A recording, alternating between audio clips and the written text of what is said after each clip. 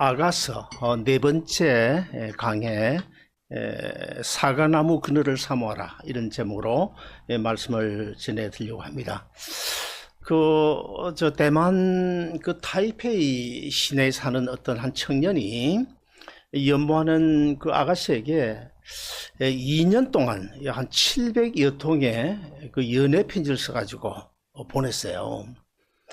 근데 그 많은 연애 편지를 받은 그 아가씨는 그 청년을 제쳐두고 다른 사람과 결혼을 해버렸습니다.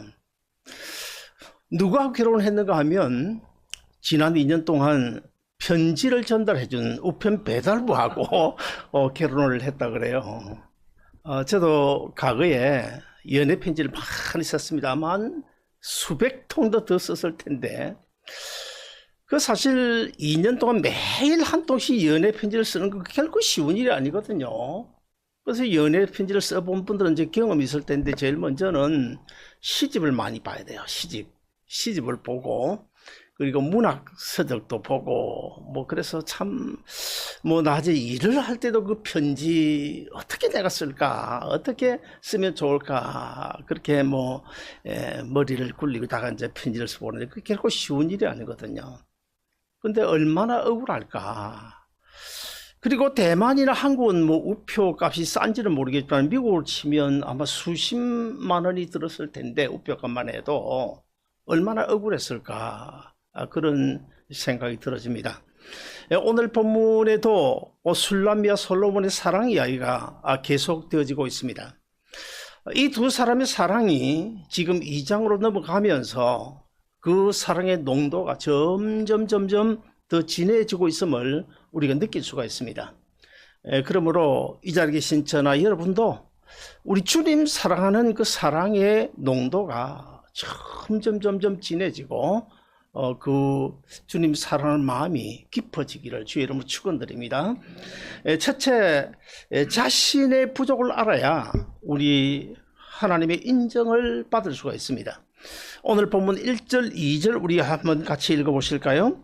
같이 읽습니다. 시작. 나는 샤론에 수선하여 골짜기에 백합화를 구나 여자들 중에 내 사랑은 가시나무 가운데 백합화 같도다. 우리가 하나님 앞에서 자신의 부족을 아는 것은 참 아주 중요하죠. 자신의 부족을 모르면서 나는 은혜 받았다, 나는 성숙한 그리스도인이라고 결코 말할 수가 없습니다. 그런데 오늘 본문에 보시면 본문의 주인공 이 술람미는 자신의 부족을 알아요. 나는 샤론에 수선하다. 그리고 또 골짜기에 백합화로구나. 이런 자신의 부족을 여과 없이 내어놓고 있습니다. 자, 나는 샤론에 수선하다. 그리고 골짜기에 백합하다. 어떤 뜻을 가지고 있을까요?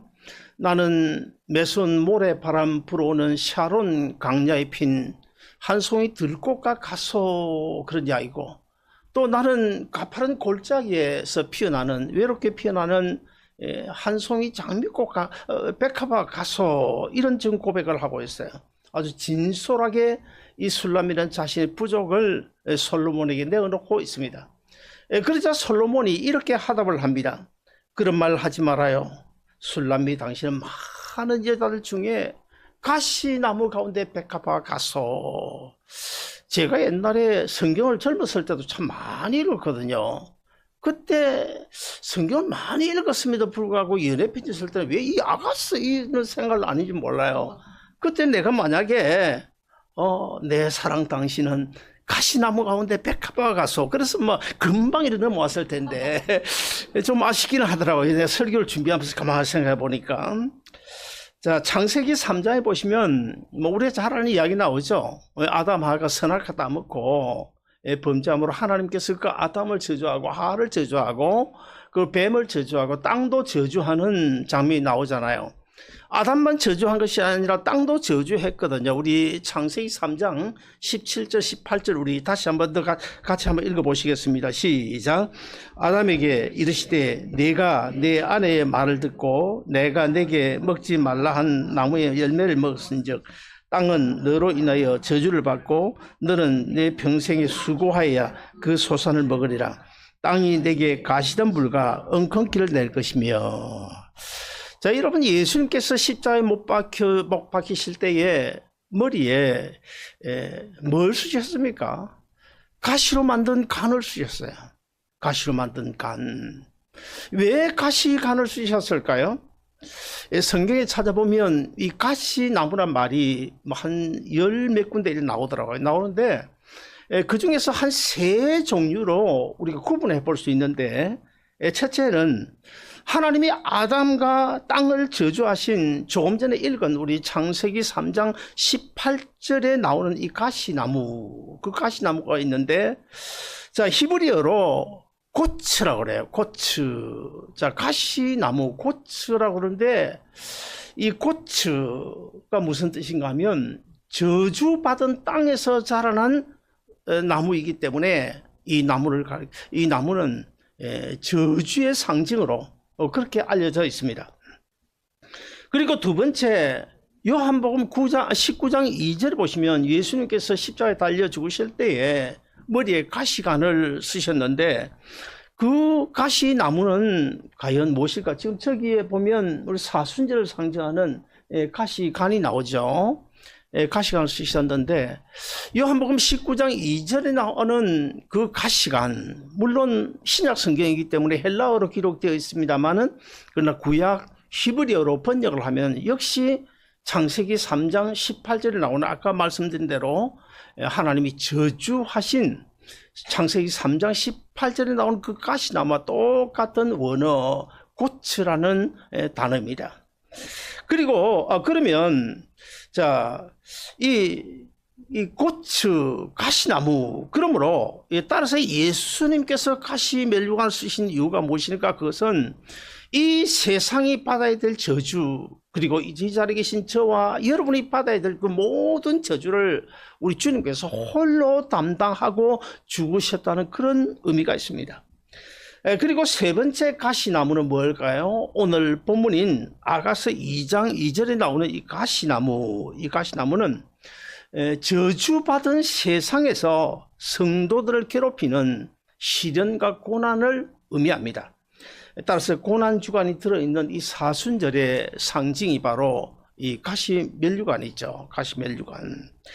자, 가시나무 가운데 백합화로구나. 자, 여기 이 말씀 가운데는 백합화가 나오는데, 이 백합, 요즘에 백합화 그러면 뭐 아무데나 심고 아무데나 꽃이 피지 않습니까? 그러나 옛날 그 팔레스틴 지역에서는 아무데나 이렇게 피는 것이 아니고 아주 가파른 그 계곡 골짜기, 청길 낭떠러지 같은, 아니면 그 사막지대 그런데 가시덤불 사이에서 이제 자생하는 꽃이 바로 백합화입니다.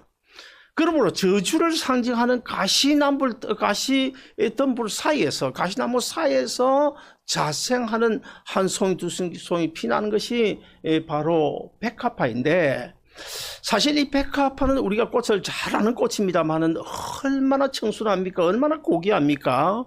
그래서 이 백합화는 성경에서 아주 그 순결한 그런 우리 성도들을 상징하는 꽃입니다.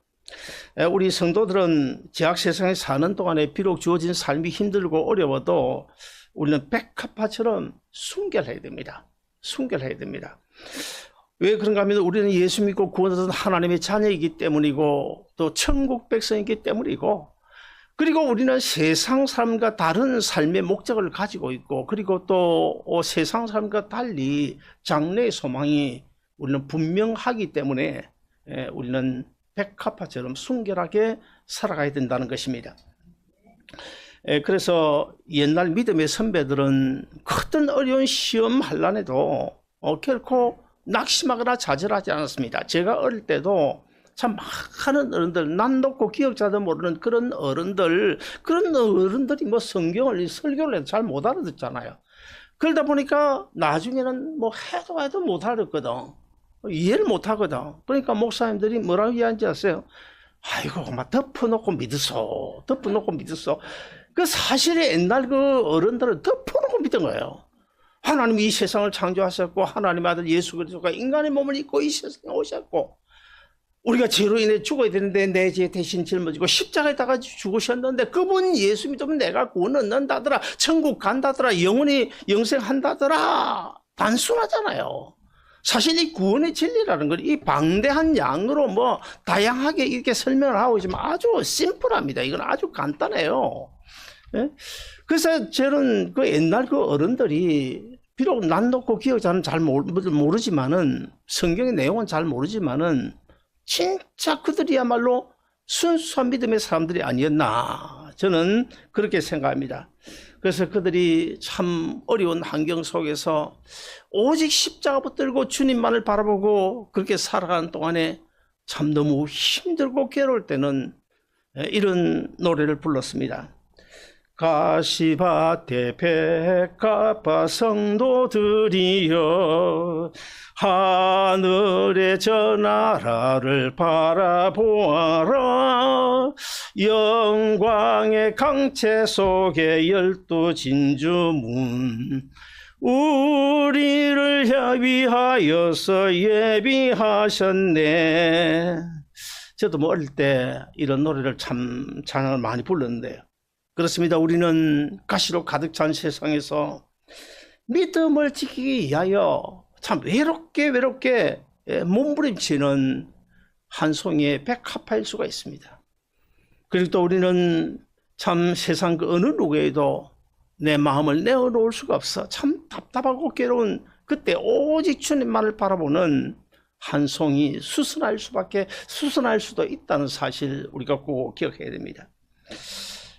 그러나 우리가 이 가시밭에 한 송이 백합화가 되면 정말 내가 청순하고 오직 주님만을 바라보는 그 가시밭에 한 송이 백합화가 되면 우리가 주님 앞에서 내 부족을 내어놓고 내 원통함, 어디 뭐 참 누구에게 상처받은 거 이런 거 다 주님 앞에 내어놓고 내 소원을 내어놓고 나는 부족하고 연약합니다. 나는 외롭고 고독합니다. 주님밖에 이 문제를 해결해 주실 분 아무도 없습니다 라고 간절히 기도하면 에벤네셀 하나님께서 우리를 반드시 도와주실 줄로 믿으시기를 바랍니다.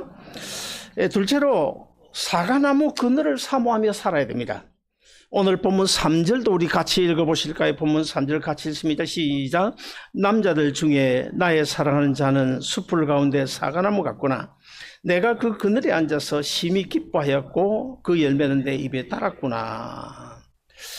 전에 어떤 그 와이프에게 너무나 무관심하고 뭐 주위에 간혹 그런 사람도 있잖아요. 너무나 무관심하고 거기다 아주 구두쇠 같은 그런 남편이 있었어요.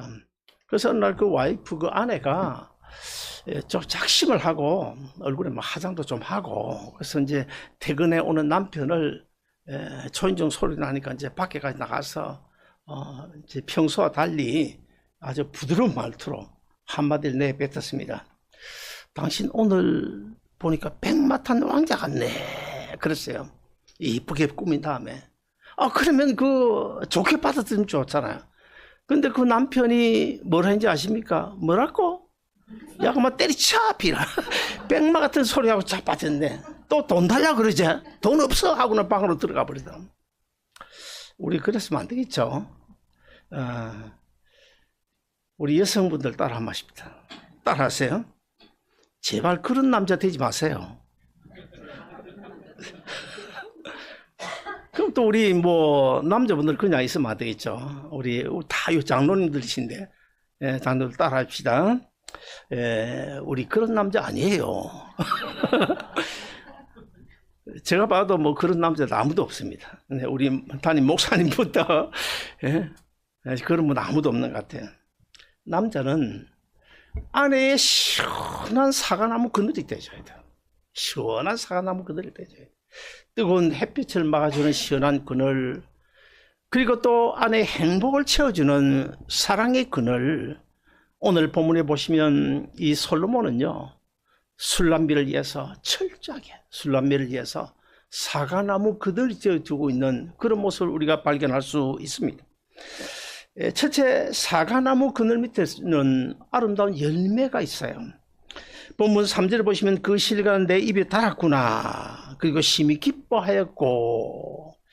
무슨 뜻입니까? 술라미는 사과나무 그늘 아래 앉아서 참 그 맛있는 그 열매를 따먹는 그런 행복감에 젖어 있는 그런 모습을 지금 보여주고 있습니다. 본문에서 사과나무는 물론 솔로몬을 의미하죠. 솔로몬을 가리키는데 솔로몬을 가리키고 거기서 더 나아가서 누구를 가리킵니까? 예수 그리스도를 상징하고 있습니다. 자, 우리의 사과나무 그늘이신 주님, 그 주님 십자가 그늘 밑에 가면 뭐가 있습니까? 영원의 생명이 있습니다. 은혜와 복이 있습니다. 우리 삶의 문제 해결이 있습니다. 우리가 마음껏 믿음으로 끌어다 쓸 수 있는 하나님의 능력이 거기에 있어요. 그리고 우리가 주님 사과나무 그늘 밑에 늘 주님만을 바라고 거하게 되면 우리가 소원하는 것 사과나무 그늘 아래 있어 주님께서 우리를 예비해 놓으신 우리가 소원하는 그 기도의 제목을 응답받는 그런 놀라운 축복이 우리 주님 사과나무 그늘 밑에 있는 줄로 믿으시길 바랍니다. 세상 사람들은 우리에게 뭐 대놓고 그런 이야기는 하지만 않지만은 아마 이렇게 이야기할 수도 있을 것입니다. 왜 쓸데없이 그 많은 돈을 교회에다 갖다 바치고 왜 주일마다 그 아까운 시간을 낭비하느냐고. 이 추운 새벽에 교회 나가서 기도하면 뭐 하늘에서 금덩어리라도 하나 떨어지느냐고 그렇게 말할 수도 있어요. 그들 눈에는 그렇게 보일 수도 있을 것입니다. 그러나 우리는 아니잖아요. 우리는 사실 그들이 죽다 깨나도 알지 못하는 우리만이 알고 있는 우리만이 간직하고 있는 믿음의 비밀이 있지 않습니까? 그 비밀이 있기 때문에 우리가 힘들어도 이렇게 힘 있게 능력 있게 신앙생활을 하고 있는 줄로 믿으시기를 바랍니다. 성경도 그 부분에서 이렇게 강조를 하고 있는데 고린도전서 1장 18절을 우리 같이 읽어보실까요? 고린도전서 1장 18절 같이 읽습니다. 시작. 십자가의 도가 멸망하는 자들에게는 미련한 것이요 구원을 받는 우리에게는 하나님의 능력이 됨이라. 그렇습니다. 그들의 눈에는 우리가 참 미련해 보일 것입니다. 그러나 우리가 성수주의를 하는 것 미련해서 합니까? 헌금하는 거 미련해서 합니까? 추운 새벽기도에 나오는 거 미련해서 나오는 것입니까? 아니잖아요. 정말 주님을 사랑하고 주님의 은혜를 사모하고 또 신앙생활의 깊은 맛을 아는 사람은요, 그 예수 믿는 재미가 얼마나 좋은지 몰라요. 여기 이 자리에 계신 분들은 거의 다 뭐 예수 믿는 재미, 그러니까 참 좋은 걸로 느끼고 살아갈 텐데요. 예수 믿는 재미 얼마나. 저는 뭐 예배당에서 유아 세례받고 예배당에서 지금 70년 넘게 지금 뒹굴면서 오늘까지 왔는데 한 번도 교회가 싫다 이런 생각을 해본 적이 없어요. 뭐 얼마나 좋은지. 어쩌다가 내가 예수 믿고 이렇게 평생 주님 십자가 그늘 아래서 신앙생활에 살아가게 되었을까. 얼마나 감사한지 몰라요. 우리가 예수 없이는 단 하루도 마음 편히 살 수가 없죠. 그렇지 않습니까? 그래서 옛날 믿음의 선진들은 또 이런 노래를 불렀습니다. 물을 떠난 고기가 혹시 산다 하여도 예수 떠난 심령은 사는 법이 없어요. 예수님 내 중심에 오소서. 주님 한 분만으로 만족하옵니다. 아멘. 둘째로 이 사과나무 그늘 밑에는 보호와 평안이 있습니다. 그 리처드와 리사라는 그 젊은 백인 부부가 미국에서 있었던 일인데요. 부부가 이제 방학을 맞이해서 어린 삼남매를 데리고 미국 유타주 들어보셨죠? 유타주 어느 캠핑장에 휴가를 떠났습니다. 그래서 뭐 재미있게 즐기고 있는데 갑자기 그냥 폭우가 쏟아지는 거예요. 그래서 이 부부가 아이들 데리고 큰 나무 밑으로 이제 피했습니다. 그래서 아이들은 저기에 뭐 이렇게 앉아 있고 이 부부는 철제를 든 의자에 둘이 날라리 앉아 있는데 갑자기 그냥 벼락이 떨어져 가지고 그 철제 의자에 맞아 가지고 그 부부가 그 현장에 즉사했어요. 신문에 뭐 대서특필한 사건인데요. 자, 그러니 9살, 5살, 지금도 기억이 납니다. 2살, 이 어린 삼남매가 엄마 아빠가 죽는 강경 직접 목격을 했잖아요. 그래가지고 그 충격, 그 심한 충격에서 벗어나지 못하는, 헤어나지 못하는 그런 모습이 방영이 됐거든요. TV로 방영이 되니까 미국 전역에 그냥 얼마나 눈물바다 같은지 몰라요. 사실 그렇지 않습니까? 그렇지 않습니까? 이렇게 우리가 사는 세상에는요, 안전한 곳이 없습니다. 안전한 그늘이 없어요, 그늘이. 여기 이제 온통 나를 찔러대는 가시나무뿐이죠. 우리 육체를 찔러대는 가시 있잖아요. 질병이라고 하는 가시, 육체를 찔러대는 가시가 있는가 하면 또 이 인간관계 속에서 내 마음을 막 찔러대는 가시가 또 있잖아요. 그리고 또 그것뿐입니까? 심지어는 내 영혼까지도 찔러대는 그런 가시, 사탄 마귀로 인해서 오는 가시들이 있잖아요. 그래서 이곳이 그늘인가 하고 들어가 보면 어느새 강도로 돌변하고, 저곳이 그늘인가 하여 조금 다가가 보면 그냥 사기꾼의 냄새가 풍겨나는 그런 모습, 우리가 얼마든지 이 땅에서 경험할 수 있지 않습니까? 오늘 본문 6절에 보시면 그가 왼손으로 내 머리에 베게 하고 오른손으로 나를 안는구나. 성경에서 이 오른손은 하나님의 능력을 상징합니다. 그리고 왼손은 하나님의 보호하심을 상징해요. 그래서 시편 17편 7절은 이렇게 말씀합니다. 주께 피하는 자를 그 일어나 치는 자에게서 오른손으로 구원하시는도다. 오른손으로 구원하시는도다. 아직도 우리 주위에는 그할 성을 찾지 못하고 강야 사막에서 헤매는 사람들 많이 있잖아요. 길이 아닌데 그것이 길인 줄 알고 헤매는 사람들 많이 있잖아요. 시편 107편 4절 이하에 보시면 시편 기자는 이 세상에서 그할 성읍을 찾지 못하고 강야 사막에서 헤매고 있는 사람들을 향해서 이렇게 말씀하시는데, 우리 시편 107편 4절 5절 같이 한번 읽어보시겠습니다. 시작.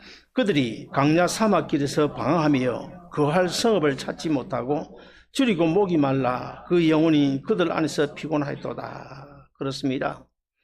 그러나 우리 주님은 지금도 강야에서 헤매고 있는 그런 한 사람 우리 주위에 얼마나 많습니까? 그들을 지금도 우리 주님은 사과나무 그늘인 갈보리적 십자가 밑으로 계속해서 초청을 하고 있는데, 수고하고 무거운 짐 진 자들아 다 내게로 오라. 내가 너희를 쉬게 하리라. 세 번째로 사과나무 그늘 밑에는 아름다운 사랑의 교제가 있습니다. 술람미는 지금 솔로몬과 누리는 그 행복한 시간들이 방해를 받을까 싶어 염려를 하고 있어요. 오늘 본문 7절도 우리 한번 같이 읽어보실까요? 같이 읽습니다. 시작. 예루살렘 딸들아 내가 노루와 들사슴으로 너에게 부탁한다. 내 사랑이 원하기 전에는 흔들어 깨우지 말지니라. 아멘. 여기 보면 노루와 들사슴이 나옵니다. 노루, 들사슴, 그럼 여러분 무엇이 생각납니까? 한국 사람들은 녹용을 생각해요. 녹용. 근데 서양 사람들은 노루와 들사슴 그러면요, 낭만적인 사랑을 의미하고 있어요. 자, 노루와 들사슴으로 부탁한다. 이 말은요, 내가 당신에게 사랑과 애교를 부탁한다. 그런 뜻입니다. 그러므로 이제 오늘 여러분 이제 집에 가서 오늘든 내일든 아내는 남편에게 뭔가 부탁할 것이 있잖아요. 그러면 뭐 좀 해줘 이러지 말고 너 여보 노루와 들사슴으로 부탁하는데 내일 수제비 좀 끓여주겠어? 그럼에도 불구하고 나는 절대 나 싫다고 못 끓여준다고 그런 사람 손 한번 들어보세요. 아무도 없죠. 아무도 없어야 됩니다. 그리고 또 뭐 이렇게 또 우리가 이야기할 수 있는데, 이거 뭐 다 장로님들 계신데, 장로님 노루와 들사슴으로 부탁합니다. 우리 청년부 날 받아서 차 한 잔 사줘, 커피 한 잔 사주세요. 근데 거절할 사람 아무도 없을 것 같은데, 만약에 장로님들 거절하면 저한테 오세요. 내가 즉시 사드릴 테니까. 그리고 또 보면 오늘 본문에 보니까 흔들어 깨우지 말지니라. 뭘 의미할까요? 사랑의 깊은 잠에 빠져 있는 우리를 제발 깨우지 말라는 거예요. 자, 이게 영적인 어떤 의미겠을까요? 영적인 의미로는 주님과의 교제 안에 있는 나를 방해하지 말라는 거야.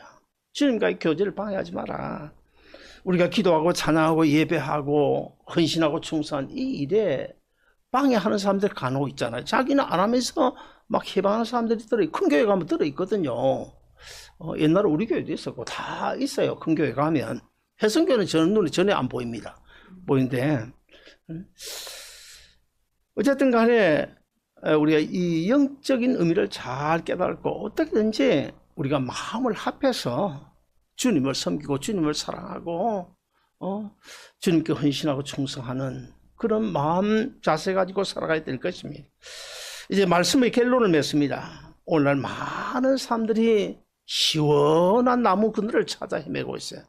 시원한 사과나무 그늘을 찾아 헤매고 있는데 많은 사람들이요, 나무로 깎아 만든 그 부처가 사과나무 그늘인 줄 알고, 아니면 또 이슬람의 알라가 사과나무 그늘인 줄 알고, 공산주의 저 북한이 사과나무 그늘인 줄 알고, 아니면 또 이쁘고 잘생긴 그 미모가 사과나무 그늘인 줄 알고, 정치 권력이 사과나무 그늘인 줄 알고, 물질과 명예가 사과나무 그늘인 줄 알고, 그곳에 안식과 평안이 있는 줄 알고 막 동분서주하면서 헤매는 사람들이 우리 주위에 많이 있지 않습니까? 사랑하는 여러분, 그러나 예수 그리스도 외에는요, 우리가 믿는 하나님 품 안 예수 그리스도의 사과나무 그늘 외에는 그 어떤 데도, 세상 어디에도 우리를 영원히 보호해주고 또 우리에게 행복을 줄 수 있는, 평안을 줄 수 있는 그늘은 없다는 사실을 우리가 꼭 알고 살아가야 됩니다. 여호와 하나님만이 완전한 그늘입니다. 여호와 하나님만이. 제가 지금까지 참 숱한 어려움을 많이 겪었는데 아마 이 자리에 뭐 저만큼 뭐 그런 숱한 경험 많이 해본 적이 별로 없을 거예요. 저는 뭐 하늘은 아니지만은 그냥 높이 올라갔다가 사정없이 땅바닥에 떨어졌다가 뭐 땅바닥보다 더 깊은 웅덩이에 빠졌다가 뭐 별의별 어려움을 다 당했는데요. 그러면서도 지금 결론은 예수 그리스도밖에 없다. 우리가 의지할 곳은 주님밖에 없다. 평안을 누리고 쉴 수 있는 곳은 주님밖에 없다. 내 어려운 문제 해결사 되시는 분은 주님밖에 없다. 우리 시편 121편 5절 6절을 같이 읽어보시겠습니다. 같이 읽습니다. 시작.